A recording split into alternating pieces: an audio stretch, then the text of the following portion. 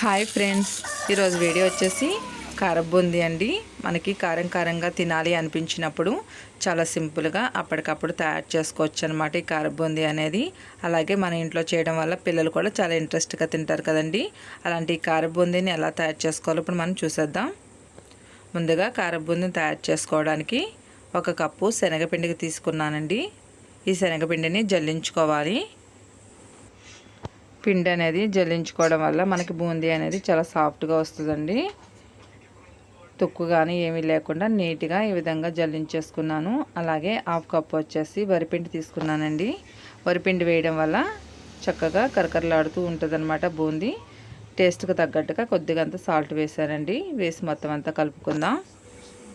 ఈ విధంగా కలుపుకున్న తర్వాత కొద్దిగా వాటర్ పోసుకుంటూ ఈ పిండిని కలుపుకుందామండి. వాటర్ అనేది ఒక్కసారి పోసుకోకూడదు. కొద్దిగా పోస్తూ మన పిండిని ఈ విధంగా కలుపుకోవాలి. చూస్తారు కదండి, మనకి ఈ విధంగా ఉంటే మనకి బూందీ అనేది చక్కగా వస్తుందన్నమాట. మరీ గట్టిగా కాకుండా మరీ పలుచగా కాకుండా మీడియంగా పిండి అనేది కలుపుకోవాలి.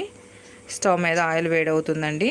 ఇప్పుడు కలిపిన పిండిలోకి మనం కొద్దిగంత వంట సోడా వేసుకుందామండి. 1 చిటికెడు వేసుకున్న తర్వాత ఆయిల్ వేడెక్కిందో లేదో చెక్ చేద్దాం.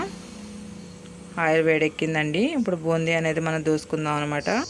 బూందీ దూయడానికి నేను జాలిగిన్నె తీసుకున్నానండి. ఇలాగా జాలిగిన్నెలో వేసి ఈవెన్గా స్ప్రెడ్ చేస్తే చక్కగా పూసలా వస్తాయండి. మనం బూందీ గరిటతో కూడా దూసుకోవచ్చు అనమాట. నూనె బాగా వేడెక్కిన తర్వాత స్టవ్ని లో ఫ్లేమ్లో పెట్టుకుని వేసుకుంటే చక్కగా బూందీ అనేది చక్కగా పూసలా వస్తుందండి.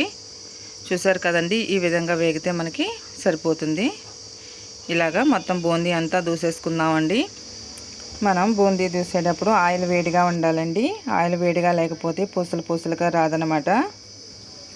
చూసారు కదండి, బూందీ అనేది మనకి రెడీ అయిపోయింది. ఇప్పుడు తాలింపు వేసుకుందాం. స్టవ్ మీద ఆయిల్ వేడిగా ఉంది కదండి, డైరెక్ట్గా వేస్తే వెల్లుల్లిపాయలు అనేవి మనకి మాడిపోతాయి. ఇలాగా గరిటలో వేసుకొని వేయించుకుంటే సరిపోతుంది. వెల్లుల్లిపాయలు వేయడం వల్ల మంచి టేస్ట్ ఉంటుందండి బూందీ అనేది. అలాగే కరివేపాకు కూడా వేసి వేయించుకుందామండి. ఈ బూందీలోకి పల్లీలు కానీ అటుకులు కానీ ఉంటే అవి కూడా వేసుకుంటే ఇంకా చాలా టేస్ట్ ఉంటుందండి. నేను చాలా సింపుల్గా చేస్తున్నాను కాబట్టి కొద్దిగా వేసాను. వెల్లుల్లిపాయలోను కరివేపాకు వేసానండి. ఇప్పుడు ఇందులోకి 1 స్పూన్ కారం వేస్తున్నానండి. అలాగే టేస్ట్కి తగ్గట్టుగా సాల్ట్ వేసుకుందాం. సాల్ట్ అనేది కొద్దిగా వేసుకుంటే సరిపోతుంది. మనం బూందీలో కొంచెం వేసాం కాబట్టి. అంతేనండి, ఎంతో సింపుల్గా మనకి కార బూందీ అనేది రెడీ అయిపోయింది. అలాగే మీరు ఎవరైనా మన ఛానల్ కానీ ఫస్ట్ టైం చూసినట్లయితే PNV తెలుగు ఛానల్ని సబ్స్క్రైబ్ చేసుకోండి. పక్కనే ఉన్న బెల్ బటన్ క్లిక్ చేస్తే నేను అప్లోడ్ చేసిన ప్రతి వీడియో మీకు వస్తుందండి.